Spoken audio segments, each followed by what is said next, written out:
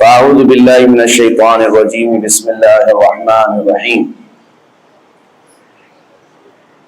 اليوم اکملت لکم دینکم واتممت علیکم نعمتی ورضیت لکم الاسلام دینا صدق اللہ مولانا العظیم۔ بارگاہ رسالت مآب صلی اللہ علیہ وسلم میں درود پاک کا ہدیہ پیش کریں۔ اللہم صلی علی سیدنا مولانا محمد معدن الجود والکرم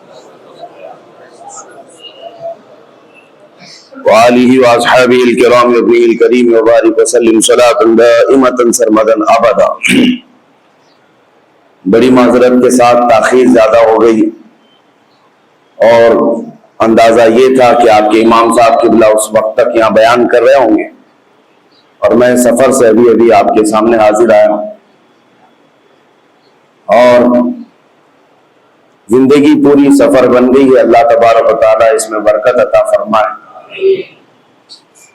میرے عزیزوں، کچھ اہم چیزیں آج کے دور کے تقاضے کے مطابق آپ کے سامنے رکھتا ہوں۔ ہمارے لیے سب سے امپورٹنٹ چیز یہ معلوم کرنا ہے کہ ہمارے لیے سب سے اہم مسئلہ کیا ہے جس پر ہمیں توجہ دینی چاہیے۔ مسئلے تو بہت ہیں، پریشانیاں، مشکلات اور بہت ساری چیزیں ہیں، لیکن انسان عقل مند وہ ہے جو یہ فیصلہ کر لے کہ مجھے فوکس کس پہ کرنا ہے۔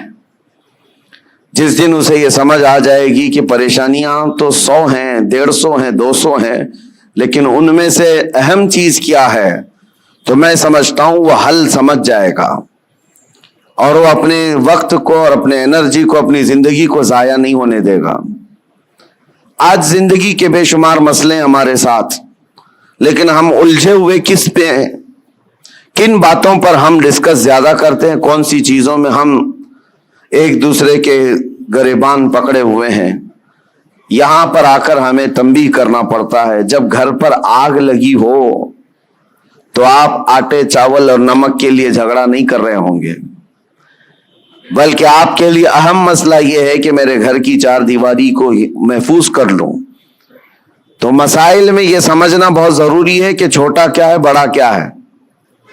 مثال کے طور پر میں آپ کے سامنے ایک بات عرض کروں، اللہ ہزار بار نہ کرے کسی کے گھر میں اگر آگ لگ گئی اور پورا گھر آگ کے لپیٹوں میں جھلس رہا ہے اور اس گھر کے اندر آپ کا ایک بچہ چھوٹا سا پھنس گیا ہے، آپ کسی طرح گھر کے اندر داخل ہوئے اور بچے کو قریب تھا کہ آگ اپنی لپیٹ میں لے لیتی، بچا سکتے تھے آپ، لیکن ساتھ میں بچے کے قریب میں ایک سوٹ کیس بھی پڑا ہوا ہے جس میں بہت ساری آپ کی رقم، کمائی ہوئی محنت کے پیسے سب اس میں رکھے ہوئے ہیں۔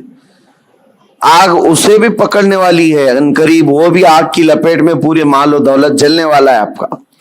اب فیصلہ آپ کے پاس ہے، وقت بہت شارٹ ہے، ایک طرف وہ پیسوں کی اور بہت سارے مال کا سوٹ کیس ہے اور ایک طرف آپ کا عزیز از جان بچہ ہے۔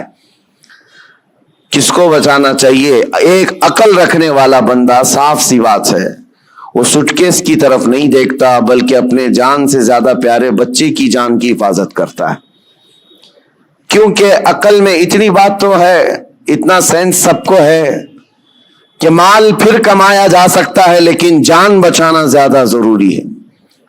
اگر بچہ ہمارا بچ گیا تو مال پھر سے آ جائے گا۔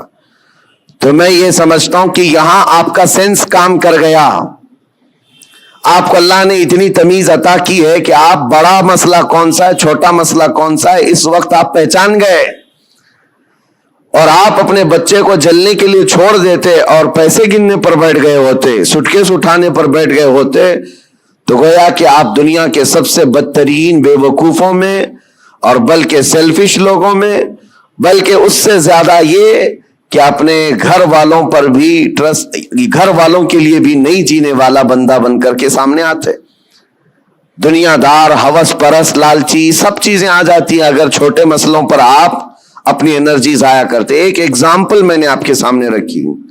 اس طرح میرے عزیزوں، آج امت کے بے شمار مسائل ہیں، امت کن کن مسئلوں سے گھری ہوئی ہے، ہمیں ان چیزوں پر ڈسکس کی بجائے آج باضابطہ طور پر مائنڈ ڈائیورٹ کر کے چھوٹے مسئلوں پر لگایا جاتا ہے۔ خاص طور پر اور ہم نے تو ان تمام چیزوں میں بہت سارے علماء کو بھی دیکھا، ان کو جن مسائل کے لیے آج کمر بستہ ہونا چاہیے، پوری قوم اور امت کے لیے ایک مرشد کی حیثیت سے سامنے آنا چاہیے، ان مسائل کو چھوڑ کر وہ بہت چھوٹے سے مسائل میں ڈیبیٹ کر رہے ہیں، چھوٹے سے مسائل میں ایک دوسرے کے اختلافات کو پورے مجمع میں لا کر ظاہر کر رہے ہیں۔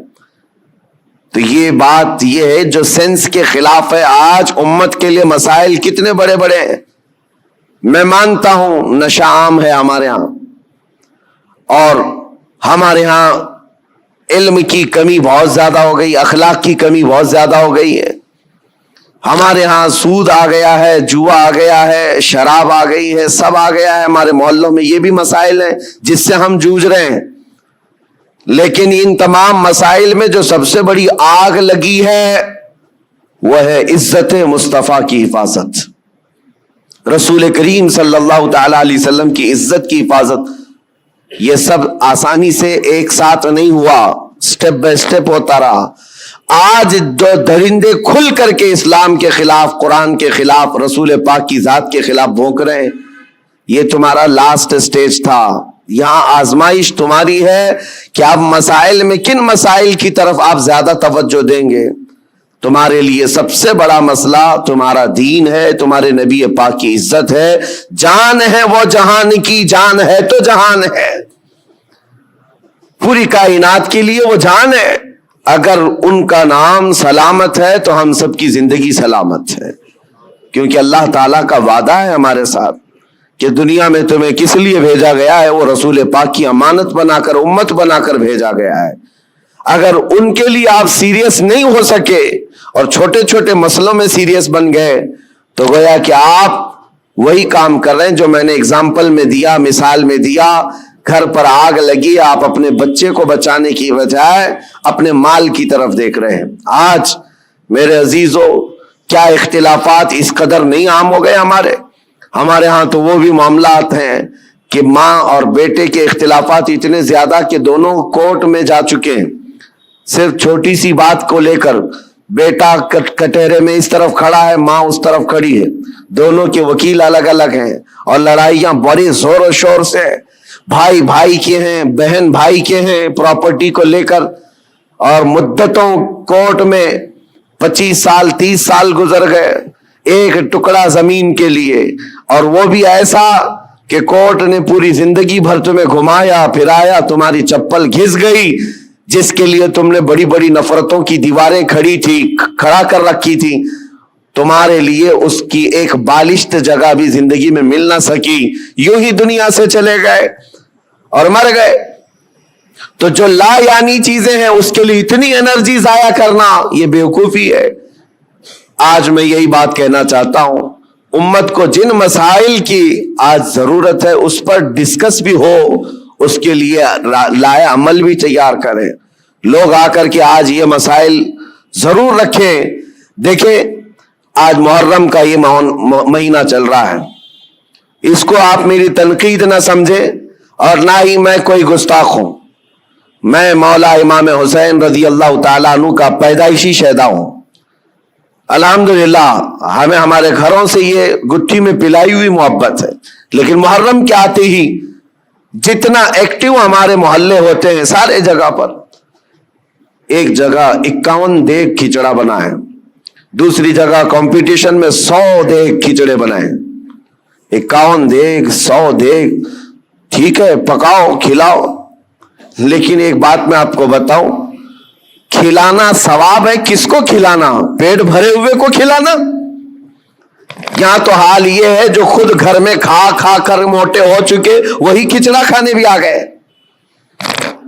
کوئی ایسا بندہ تو ہمیں نظر نہیں آیا جس کے گھر میں ایک روٹی بھی نہیں ملتی اور وہ آ کر کے کھا گیا ہو تو اس کے لیے ثواب ہی ثواب ہے۔ غربا اور مساکین کو کھلانا بہت بڑا ثواب ہے۔ سرکار غوث پاک نے تو فرمایا، میں نے ساری نیکیاں الٹ پلٹ کر دیکھ لیا، صرف 2 نیکیاں ایسی نظر آئی جو رحمان کو سب سے زیادہ محبوب ہیں، انہوں نے اپنے ملفوظات میں لکھ دیا ہے، فرماتے میں نے ساری نیکیاں چھان کر دیکھ لی، 2 نیکیاں جو سب سے زیادہ اللہ کو پسند ہے، ایک بھوکوں کو کھلانا، دوسرا ننگوں کو کپڑا پہنانا۔ لیکن یہ شرط بتائی کہ بھوکوں کو کھلانے کا مطلب یہ ہے کہ جو غربت اور افلاس کی وجہ سے کھا نہیں پاتا. میرے اس کہنے کا مطلب یہ نہیں ہے کہ امیر لوگ کھچڑا نہیں کھا سکتے, تبرک نہیں کھا سکتے ہیں. ہم بھی کھاتے ہیں, آپ بھی کھائیں, سارے لوگ کھائیں. لیکن میرے عزیزو, ہمارا کل اثاثہ لا کر کے کیا انہی ساری چیزوں پر ہی خرچ کرنا ہے؟ امت کے لیے ایسے مسائل ہیں, پورے محلے میں گھوم پھر کر کے ہم دیکھ لیں, ہمارے لیے, ہمارے بچوں کے لیے کوئی ایسا کوچنگ سینٹر نہیں ملتا جہاں پر غریب بچوں کو پڑھا کر کے IAS یا IPS تک کی تعلیمات دی جا سکے. اس کے لیے کوئی سوچتا بھی نہیں. اور نہ ہی کوئی ایسا ادارہ ملتا ہے محلوں میں کہ بچہ ہمارا اسکول جاتا ہے, کالج جاتا ہے تو ساتھ میں چل کر کے حافظ قرآن بھی بن جائے. ڈھونڈ کر کے نکالو, نہیں ملتے. ہماری لاکھوں کی ایک مشت رقم جو ہے صرف ہمارے ایک وقت کے کھانے میں چلی جاتی ہے. ایک وقت کے کھانے میں آپ کو یہ بات اس لیے عرض کر رہا ہوں, جب مسائل بہت زیادہ ہیں تو جو امپورٹنٹ مسئلہ ہے اس پر اپنی انرجی خرچ کرنا چاہیے, اس پر ڈسکس بھی ہو اور اس کے لیے عمل بھی ہو. اور ایک بات میں آپ کو بتاؤں, اسرائیل کی ایک پرائم منسٹر لیڈی رہ چکی ہے, اس کا ایک انٹرویو ایک پترکار نے, ایک صحافی نے لیا تھا, جس کو بعد میں چل کر کے کئی سالوں کے بعد لیک کیا گیا. اس نے انٹرویو میں جو پوچھا تھا اس لیڈی سے جو پرائم منسٹر تھی اسرائیل کی, کہا کہ آپ کی بہت بڑی مخالفت ہو رہی ہے کہ آپ ایک ایسی پالیسی پر عمل کر رہی ہیں جس سے پورا ملک جو ہے آپ کے ساتھ نہیں کھڑا ہے. پارلیمنٹ کے جتنے ممبر ہیں وہ آپ کے لیے اتفاق نہیں رکھتے. کیا بات ہے؟ کہا یہ وہ دور تھا جب اسرائیل میں کرائسس تھے, مال کی کمی تھی, لوگوں کے ہاں بزنس نہیں تھا, تجارت نہیں تھی اور جاب نہیں تھے. اس وقت جو پرائم منسٹر ہے وہ اسلحات کی ڈیل کر رہی تھی, ڈیفنس کے سامان, اسلحے خرید رہی تھی اور اس پر سگنیچر ہو رہے تھے, ایگریمنٹ بن رہے تھے. تو پارلیمنٹ کے بہت سارے لوگ اس کی مخالفت کر رہے تھے. آج ضرورت کس بات کی ہے اور تم کیا کر رہی ہو؟ کھانا پانی ان کو نہیں مل رہا ہے, ان کو کھانے پانی کا انتظام کرواتے, نہ کہ تم جو ہے ڈیفنس کے ہتھیار خریدتی. اس خاتون نے کہا سب کی مخالفت جھیل لیا لیکن مجھے جو کرنا تھا میں کر گئی. اس پر اس اینکر نے پوچھا کہ آپ ایسا کام کیوں ضد پر کر رہی ہیں؟ سنو میرے عزیزو, وہ یہودن ہے, یہودی, اسرائیل کی رہنے والی, اور پرائم منسٹر کہتی ہے میں یہ کام جو کر رہی ہوں اس کام میں انسپائر ہوں, بہت زیادہ متاثر ہوں تو پروفیٹ محمد صلی اللہ علیہ وسلم سے, مسلمانوں کے رسول محمد صلی اللہ علیہ وسلم سے. کہا وہ کیسے؟ کہا کہ انہوں نے زندگی میں جو اسلامک سلطنت اسٹیبلش کر دی مدینہ طیبہ میں, حالات ان کے بھی اس وقت ایسے تھے کہ ایک کھجور پر ان کے صحابہ پورا دن گزار لیتے تھے, گٹھلی چوس کر کے رہ جاتے تھے. ایک پیالہ دودھ کا مل جاتا تو 10 لوگ پی لیتے تھے. اور وہ کہتی ہے میں نے ان کی تاریخ پڑھی, ہسٹری پڑھی ہے, جس دن پروفیٹ محمد صلی اللہ علیہ وسلم کا انتقال ہوا اس دن ان کی بیوی کے گھر حضرت عائشہ صدیقہ کے گھر میں چراغ جلانے کے لیے تیل بھی نہیں تھا. جس دن حضور پاک کا انتقال ہوا اس دن چراغ جلانے کا تیل بھی نہیں تھا. وہ ایسی سادی زندگی تو گزار گئے, لیکن وہ خاتون کہتی ہے چراغ جلانے کے لیے تیل تو نہیں تھا, لیکن سب سے قیمتی اور سب سے عظیم اس زمانے کے 9 تلواریں ان کی دیوار پر لٹکی ہوئی تھی. گویا کہ اس محمد صلی اللہ علیہ وسلم نے یہ میسج دیا تھا کہ کھانا ایک وقت کا کھا کر نگل لو گے, دوسرے وقت پھر بھوک لگے گی, دوسرے وقت کا کھا لو گے, تیسری بھوک پھر لگے گی. لیکن تمہارے لیے امت کے ڈیفنس کے لیے جو چیز چاہیے تھی وہ محمد صلی اللہ علیہ وسلم نے وقت کی ضرورت کو محسوس کر کے پہلے سے میسج دیا تھا. وہ اسرائیلی یہودن کہتی آج میرا یہ عمل ہو سکتا ہے 40 سال بعد آنے والی میری قوم دیکھ کر فخر کرے گی کہ ہمارے لیے کتنی محفوظ پناہ گاہ یہ بنا کر کے چلے گئے. میرے عزیزو, میں تعریف کے لیے نہیں کہہ رہا, بات یہ کہہ رہا ہوں یہ ہوتی ہے قوموں کی تعمیر. آج ہم تو کھچڑوں میں رہے. کھچڑا ناجائز نہیں ہے, کھانا چاہیے, اچھا ہے, گھر میں بناؤ, جب من کرے کھاؤ, لیکن اس کے لیے اپنے لاکھوں روپے کی لاگت محلوں میں اس طرح سے تقسیم کر کے ختم کر دینا. ہاں, اس کو حق بنتا ہے وہ حلوہ بھی کھائے, کھچڑا بھی کھائے, لیکن ساتھ میں امت مصطفیٰ کے مستقبل کے لیے عمارت بھی کھڑی کرے.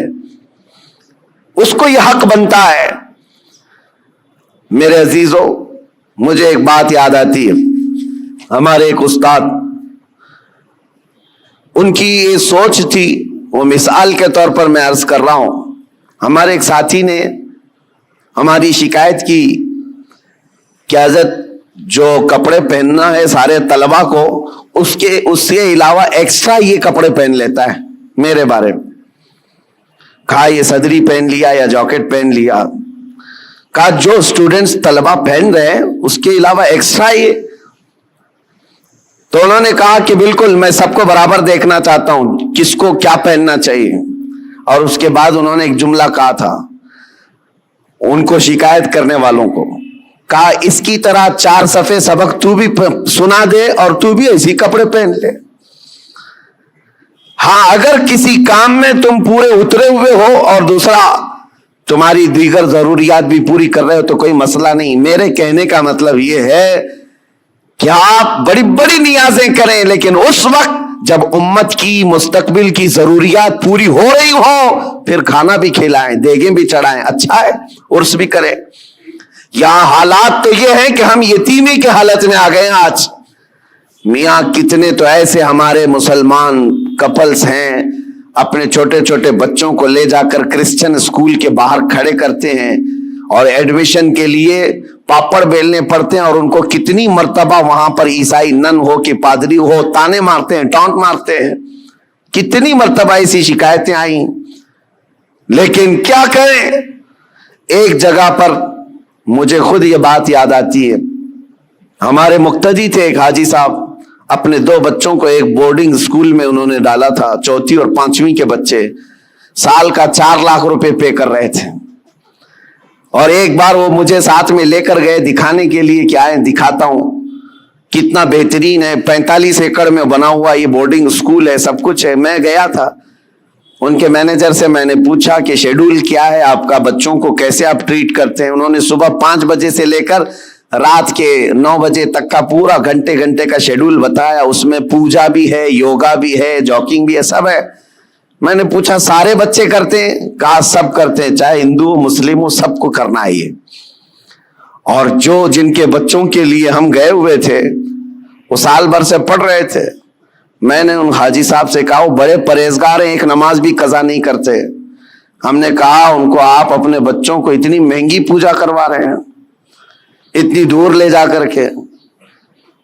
تو خیر ان کو یہ بات لگی, لیکن انہوں نے جواب میں کہا ٹھیک ہے حضرت, میں وہاں سے نکال لوں گا, ہمارا ہے کہاں جہاں میں اپنے بچوں کو ڈال دوں. یہ بھی تو سوال ہے, یہ بھی تو سوال ہے. ہم نے اپنے مستقبل, اپنے بچوں کے مستقبل کے لیے کوئی لایا عمل بنانا ہی چھوڑ دیا ہے. فکر کرو میرے عزیزو, آج ضرورت اس بات کی ہے. میں تو یہاں جب بھی آتا ہوں ہر بار آپ کے اراکین صدر صاحب بیٹھتے ہیں, اکثر یہی پلاننگ کرتے بھی رہتے ہیں کہ یہاں پر کچھ نہ کچھ کام ہونا چاہیے. لیکن یہ صرف پلاننگ میں ہی رہ گئے تو ہماری عمریں بھی پلاننگ میں چلی جائیں گی. کر جاؤ کچھ نہ کچھ, اس لیے کہ ہمارے بچوں کو جو پھل ملنے والے ہیں وہی انقلاب لائیں گے. اور الٹریسٹی اتنی بڑی ہوئی ہے, آپ جو دیکھ رہے ہیں نا ماحول کی خرابی, اکثر آ کر جو شکایت کرتے ہیں بچے نشہ خور ہو گئے, ماں باپ کے نافرمان, سب بہت کچھ ہے.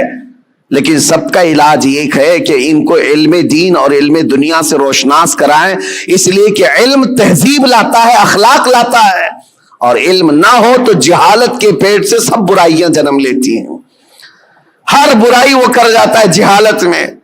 اور آج حالات ایسے ہیں کہ دوسری قومیں ہماری طرف دکھا کر کے یہ تانا مارتی ہیں. ابھی کل رات میں جس علاقے میں تھا لکھنؤ کے قریب, اور صبح لکھنؤ سے میں ابھی آ رہا ہوں, گئے پورا علاقہ مسلمانوں سے بھرا ہوا ہے, لیکن ایسا ہے کہ گاؤں میں جانے کے لیے کوئی کار بھی جا نہ سکے، اس طرح سے گڑھے بھرے ہوئے ہیں، اتنے گڑھے، اور پڑوس کے قریب میں چھوٹا سا گاؤں ہے نان مسلم، پکی سڑکیں، ساری چیزیں. اس پر بات کریں تو لوگ یہ کہتے ہیں یہ تعصب ہے حکومت کا، ان کے ہاں یہ سب ہو جاتا ہے، ہمارے ہاں نہیں ہوتا ہے. میرے عزیزو، ہر جگہ ایسا نہیں ہوتا. بات صرف یہ ہے کہ تم نے جینے کا سلیقہ خود ہی بنا لیا ہے اپنے دماغ سے کہ ہمیں رہنا ایسی ہے. ہمارے محلوں میں، ہمارے گھروں کے سامنے کوڑا کرکٹ کا ڈھیر پڑا رہے، کسی کو فرق نہیں پڑتا. ہم نے تو خود ہی مائنڈ بنایا ہوا ہے. علم آئے گا تو اخلاق بھی لائے گا، تہذیب بھی لائے گا. آپ مدینہ طیبہ جا کر کے دیکھیں، آج بھی الحمدللہ دنیا کا سب سے حسین، ویسے عقیدتاً تو ہے ہی، لیکن ظاہراً بھی جا کر کے دیکھیں تو اس سے پاک و صاف شہر نہیں ملتا. یہ نبی پاک صلی اللہ تعالیٰ علیہ وسلم کی وراثت ہے جو ہمیں وہاں آج بھی نظر آتی ہے. ارے گلیوں میں چلو تو بھی خوشبو آتی ہے.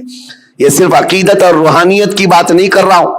انہوں نے خوشبو آرٹیفیشیل بھی بنا کر کے رکھی ہوئی ہے کہ کوئی گزرے تو اس کو یہاں کہیں مہک نہ آنا چاہیے، کیونکہ مدینے آئے تو بندہ یہ اخلاق لے کر کے جائے کہ میرے نبی پاک صلی اللہ تعالیٰ علیہ وسلم صفائی کے لیے اور کس قدر اپنی امت کو پاک کرنے کی فکر رکھتے تھے.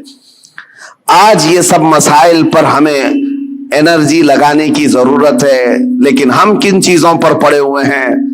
ہم تو چھوٹی چھوٹی سی باتوں پر، ارے 2 گھڑے پانی اگر ہم کو نہ ملے تو ہم تو پینچے چڑھا کر کے جھگڑے پر آ گئے ہیں. ہم کو اگر چھوٹی سی زمین کا مسئلہ ہو تو ہم 25 سال بھی لڑنے کو تیار ہیں. یہ مسائل نہیں ہے. اور اسی طرح سے جو سوشل میڈیا پر آج مناظرے کا اڈا بنا ہوا ہے، ایک جماعت اس جماعت پر، اس جماعت کو اس جماعت پر.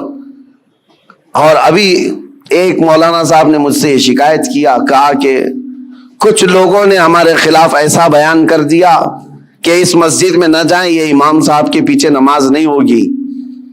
ہم نے پوچھا کہ کیا ان کو تکلیف کس بات کی ہے؟ کہا وہ ایسا ہے کہ سلسلے کی لڑائی ہیں، وہ دوسرے پیر صاحب کے مرید ہیں، ہم دوسرے پیر صاحب کے مرید ہیں. لیکن اس سلسلے کی لڑائی سے ہم نے پوچھا کیا وہ سنی ہے؟ کہا وہ بھی سنی ہے. آپ سنی ہیں؟ آپ بھی سنی ہیں، اور دونوں اعلیٰ حضرت کے شہدائی ہیں. کہا پھر جھگڑا کس بات کا؟ کہا نہیں، وہاں سب میرے خلاف ان لوگوں نے یہ بات کر دی ہے کہ ان کے پیچھے نماز نہیں ہوگی اس لیے کہ یہ اشرفی ہیں، یہ فلاں ہیں. میں نے کہا یہ تو غنیمت ہے ان لوگوں کو، سوچے عیسائی تو نہیں ہے. اتنا تعصب بھرتا ہے تو جہالت سے بھرتا ہے. اور کن مسائل پر آج تم لگے ہوئے ہو؟ یہاں تو پوری آگ لگانے کے لیے درندے کود رہے ہیں اور تم اپنے آپس میں گریبان پکڑے ہوئے ہو. کیا آپ کو پتا نہیں ہماری پوری جینوسائیڈ کرنے کے پلان بنے ہوئے ہیں، نسل کشی، نسل ختم کرنے کے معاملات چل رہے ہیں. ہماری پوری ناگرکتا، ہماری سٹیزن شپ ختم کرنے کی بات، آئندہ چل کر کے ان کو ووٹنگ پاور تک نہ رہے، یہ پلان ہے سب چیزیں. وہ سب چیزوں کو چھوڑ کر کے ہم تو کن مسائل میں الجھے ہوئے ہیں.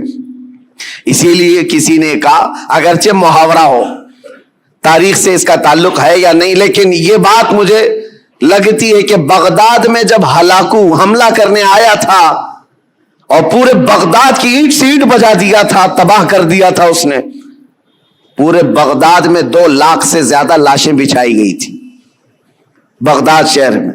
لیکن یہ ایک محاورتاً یہ بات کہی جاتی ہے، جس وقت ہلاکو بغداد پر حملہ کرنے آیا ہوا تھا اس وقت 2 جگہ جماعتیں مناظرہ کر رہی تھی مسواک کے بارے میں، 4 انچ کی ہونی چاہیے کہ 3 انچ کی ہونی چاہیے. یہ تاریخ سے اس کا تعلق ہو یا نہ ہو، لطیفے کے طور پر ہی کیوں نہ ہو، لیکن بات میں یہ کہتا ہوں اسی کی مثل آج چیزیں کی جا رہی ہیں. جو اہم مسائل ہیں ان کو چھوڑ کر کے جو چھوٹے مسائل ہیں ان پر ہماری پوری انرجی ختم کی جا رہی ہے. آج کئی مدعے ہیں اس طرح کے بات کرنے کے، لیکن میں صرف اتنا کہنا چاہتا ہوں کہ آج اللہ تبارک و تعالیٰ نے آپ کو عقل سلیم عطا کیا ہے تو فیوچر پلاننگ کریں اپنے بچوں کے لیے اور کچھ نہ کچھ ایسی چیزیں کر جائیں. ایک بات اور بتاؤں، بہار میں اتنے جلسے ہوتے میں 365 دن بھی تاریخ دے دوں تو بھی کم ہے ان کے لیے. ہم ابھی 2022 کی بات کر رہا ہوں، بہت بڑے جلسے میں گئے، لاکھوں کا خرچہ کرتے ہیں، پوری رات بھر جلسہ ہوتا ہے. ایک رپورٹر تھے جنہوں نے اینالائز کیا تھا وہ میرے پاس ایک رپورٹ لا کر کے بتایا کہ حضرت پورے سال بھر میں ایک ہی اسٹیٹ بہار میں 4000 جلسے ہوئے، 4000 جلسے، اور وہاں کے رات بھر چلنے والے جلسوں کو میں نے بہت قریب سے دیکھا ہے کہ اس قدر وہاں پر اہتمام کے ساتھ جلسے کرتے. میں جلسوں کا مخالف نہیں، ٹھیک ہے، دین پھیلانے کا ایک ذریعہ ہے، لیکن ہوتا کیا ہے، انہوں نے کہا کہ کم از کم ایک جلسے میں 5 لاکھ روپے خرچ ہوتے ہیں، اس سے کم نہیں، بلکہ زیادہ سے زیادہ ہم نے دیکھے 10-10 لاکھ 15-15 لاکھ ایک رات کے جلسے میں وہ لوگ خرچ کرتے ہیں. منیمم 5 لاکھ روپے خرچ کے حساب سے 4000 جلسوں کا جب یہ رپورٹ نکالی گئی تو انہوں نے سال بھر میں ایک ہی اسٹیٹ میں، یہ غریب لوگوں کی بات کر رہا ہوں، 2000 کروڑ روپے خرچ کیے. 2000 کروڑ روپے راتوں میں یہ خرچ ہوئے ہیں. لوگوں کو اگر ایسا لگتا ہے کہ میں جلسوں والا آدمی، مقرر آدمی، روزانہ ادھر ادھر گھومتا ہوں، میں صاف آج اعلان کرنا چاہتا ہوں میرے عزیزوں، میں ایک جگہ بیٹھ کر کے جو پیغام پہنچاتا ہوں اللہ کا فضل ہے، لاکھوں اس کو ویسے ہی سن لیتے ہیں. بہت بڑے اسٹیج لگانے کی، کانفرنس کرنے کی ضرورت نہیں، اور نہ ہی میری کوئی خواہش ہے، اور نہ ہی میں کہیں پر نذرانے یا لفافے طے کر کے جاتا ہوں، میرا معاملہ ہے نہیں. لیکن دل دکھتا اس بات پر ہے 2000 کروڑ روپے سال بھر میں ایک اسٹیٹ کے اندر خرچہ ہو گئے. ٹھیک ہے، دین پھیلانے کے لیے آپ نے کیے، لیکن دوسری طرف آپ پورا ڈھونڈ کر کے نکالو، مسلمانوں کے لیے ایک یونیورسٹی بھی نہیں ہے پورے اسٹیٹ میں، ایک بھی نہیں ہے. اور ایک چھوٹی سی جماعت جو 0.5 میں جن کا پرسنٹیج آتا ہے ہندوستان میں، وہ ایسے دھرم کے لوگ جن کی تقریباً 11-12 یونیورسٹی ایک ایک اسٹیٹ کے اندر یا پورے ہندوستان کو ملا کر، یونیورسٹی کی بات کر رہا ہوں، چھوٹے کالج کی بات نہیں کر رہا ہوں.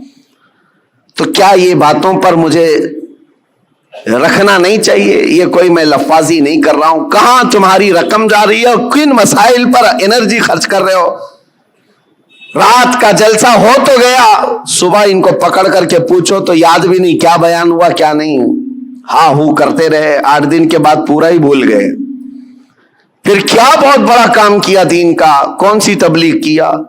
ہاں، اس کی بنسبت، اس کے بجائے اگر کوئی ایسا ادارہ وہاں پر قائم ہوتا تو میں سمجھتا ہوں یہ 4000 جلسے کی بجائے 4 بھی ادارے ہر سال قائم ہوتے رہے، 10 سال کے بعد دیکھو لہلہاتا ہوا فصل قائم ہو جائے، امت مصطفیٰ کے لیے ایک بہت بڑا قلعہ بن جائے، ایجوکیشن کے لیے، علم کے لیے.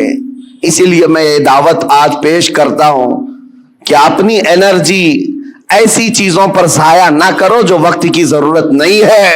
ان چیزوں میں اپنا ایک ایک روپیہ خرچ کرو جو امت مصطفیٰ کے فیوچر کے لیے اچھا ہو. اللہ کریم ہم سب کو کہنے سننے سے زیادہ عمل کی توفیق عطا فرمائے. مولا کریم جتنی بقیہ ماندہ زندگی ہے ہماری، ہمارا ہر پل اور ہر لمحہ امت مصطفیٰ کی خدمت میں لگانے کی توفیق عطا فرمائے. دین اسلام کا ہمیں سچا خادم بنا کر کے اٹھائے، اور دنیا میں بھی اور آخرت میں بھی رسول اللہ کا وفادار بنا کر ہمیں اٹھائے. وآخر دعوانا ان الحمدللہ رب العالمین. السلام علیکم.